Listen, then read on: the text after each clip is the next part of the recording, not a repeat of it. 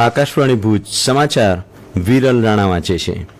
કેન્દ્રીય જાહેર સેવા આયોગ યુપીએસસી દ્વારા વર્ષ 2024-25 માટે જાહેર કરાયેલા પરિણામમાં રાજ્યના 26 ઉમેદવાર ઉત્તીર્ણ થયા છે। સત્તાવાર યાદી મુજબ રાજ્યના હર્ષિતા ગોયલે સમગ્ર દેશમાં બીજો અને માર્ગી શાહે ચોથો અને સ્મિત પંચાલે 30મો ક્રમાંક મેળવ્યો છે। આ રીતે રાજ્યના 3 ઉમેદવારે સમગ્ર દેશમાં ટોચના 30 ઉમેદવારમાં સ્થાન મેળવ્યું છે। ઉલ્લેખનીય છે કે યુપીએસસી પરીક્ષામાં 725 પુરુષ અને 284 મહિલા ઉમેદવાર સહિત કુલ 1009 ઉમેદવાર ઉત્તીર્ણ થયા છે। આ વખતના પરિણામમાં શક્તિ દુબે સમગ્ર દેશમાં પ્રથમ ક્રમાંક મેળવ્યો છે। રાજ્ય સરકારે ખેતી વિષયક વીજ જોડણના નિયમમાં ફેરફાર કર્યો છે। હવે 7/12ના ઉતારામાં એકથી વધુ સહમાલિક હોય તો વીજ જોડાણ મેળવવા માટે સહમાલિકની સંમતિની જરૂર નહીં પડે। તેના બદલે અરજદારે નોટરી કરાવેલા સ્ટેમ્પ પેપર પર આપેલું સેલ્ફ ડિક્લેરેશન એટલે કે સ્વઘોષણાપત્ર માન્ય રહેશે તેમ સત્તાવાર યાદીમાં જણાવાયું છે।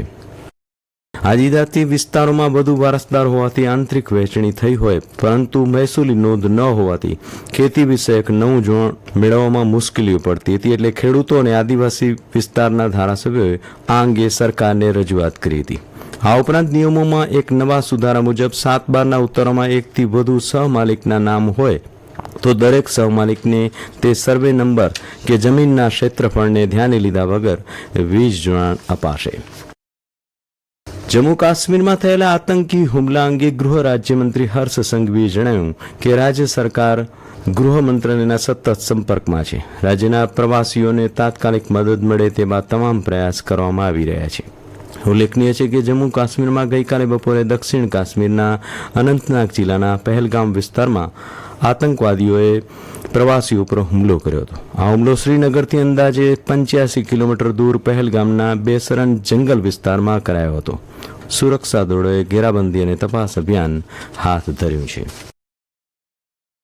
રાજ્ય સરકારે વિવિધ જિલ્લાઓમાં માર્ગના સમારકામ સહિતની કામગીરી માટે 1242 કરોડ રૂપિયાની મંજૂરી આપી છે। સત્તાવાર યાદી મુજબ 118 ગામની 735 કિલોમીટર લંબાઈમાં રીસર્ફેસિંગ એટલે કે સમારકામ માટે 975 કરોડ રૂપિયા, કચ્છમાં દેસલપર હાજીપીર 32 કિલોમીટરના રાજ્ય માર્ગ પર 7 મીટર પહોળાઈમાં સીસી રોડ અને અન્ય કામ માટે 95 કરોડ રૂપિયાની મંજૂરી અપાઈ છે।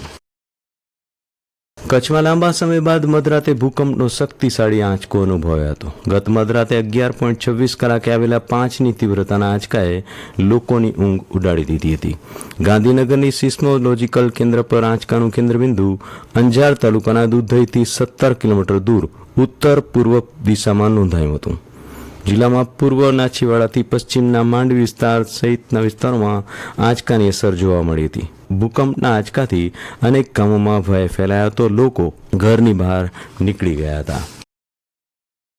મુખ્યમંત્રી ભૂપેન્દ્ર પટેલની ઉપસ્થિતિમાં આ મહિનાનો રાજ્ય કક્ષાનો સ્વાગત ઓનલાઈન જન ફરિયાદ નિવારણ કાર્યક્રમ આ ગુરુવારે યોજાશે। અરજદારો અને રજૂઆતકર્તાઓએ સવારે 8 થી 11 વાગ્યા સુધીમાં પોતાની રજૂઆત મુખ્યમંત્રીના જનસંપર્ક એકમમાં આપી શકશે। આ ગુરુવારે શ્રી પટેલ નાગરિકોની રજૂઆતો સાંભળશે। મોરબીમાં મચ્છુ 2 ડેમના દરવાજા આજે 2 ફૂટ ખોલી 1456 ક્યુસેક પાણી છોડવામાં આવશે। નાયબ કાર્યપાલક ઇજનેર પ્રતિક પટેલે જણાવ્યું કે પાણી છોડવાના પગલે મોરબી તાલુકાના 20 અને માળિયા તાલુકા 9 સહિત કુલ 29 ગામને સાવચેત રહેવા સૂચના આપવામાં આવી છે। રાજ્યમાં આગામી 48 કલાકમાં મહત્તમ તાપમાનમાં 2 થી 3 ડિગ્રીનો વધારો થવાની હવામાન વિભાગે આગાહી કરી છે। આ સમયગાળા દરમિયાન રાજ્યના દરિયાકાંઠાના જિલ્લાઓમાં ગરમ અને ભેજવાળું વાતાવરણ રહેશે તેમ હવામાન વિભાગના વૈજ્ઞાનિક રામાશ્રય યાદવે જણાવ્યું હતું। અને આ સાથે સમાચાર બુલેટિન પૂરું થયું। નમસ્કાર।